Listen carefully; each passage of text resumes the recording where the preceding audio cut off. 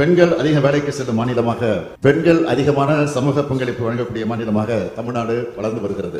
அதே நேரத்தில் பெண்களின் பாதுகாப்பை உறுதி செய்தாக வேண்டும். பெண்களின் பாதுகாப்பை உறுதி செய்வதிலும் பெண்களுக்கு எதிரான பாலியல் வன்கொடுமையில் ஈடுபடுவோர் மீது தயவு தாட்சணியமின்றி நடவடிக்கை எடுத்து சட்டப்படி அவர்களுக்கு கிடைக்க வேண்டிய தண்டனைகளை வாங்கி தருவதிலும் உறுதியோடு செயல்பட்டு வருகிறது நம்முடைய தமிழ்நாடு அரசு. 86 விழுக்காட்டிற்கு மேலான வழக்குகளில் 60 நாட்களுக்குள் குற்றப்பத்திரிகை தாக்கல் செய்யப்பட்டிருக்கிறது இந்த அரசுதான். சத்யா என்ற பெண் ரயிலில் தள்ளிவிடப்பட்டு கொலை செய்யப்பட்ட வழக்கில் தூக்கு தண்டனை பெற்றுக் கொடுத்திருப்பதும் இந்த அரசுதான். பெண்களுக்கு இழைக்கப்படும் பாலியல் வன்கொடுமை என்பது யாராலும் மன்னிக்க முடியாத குற்றம். இத்தகைய கொடூர குற்றங்களில் ஈடுபடுவோருக்கு வழங்கப்பட வேண்டிய தண்டனை என்பது இத்தகைய செயல்களில் ஈடுபட முனைவோருக்கான கடும் எச்சரிக்கையாக இருந்திட வேண்டும். இந்த வகையில் BNS சட்டத்தின் கீழும் நமது மாநில அரசு சட்டங்களின் கீழும் ஏற்கனவே இத்தகைய குற்றங்களுக்கு தண்டனைகள் வரையறுக்கப்பட்டிருந்தாலும் இத்தண்டனைகளை மேலும் கடுமையாக்கிட வேண்டிய அவசியம் உள்ளதாகவே இந்த அரசு கருதுகிறது. இந்த அடிப்படையில் மேலும் கடுமையாக்குவதற்காக BNS சட்டங்களில் மாநில சட்ட திருத்தத்திற்கும் தமிழ்நாடு 1998ஆம் ஆண்டு பெண்ணிற்கு துன்பம் விளைவித்தலை தடை செய்யும் சட்ட திருத்தத்திற்கும்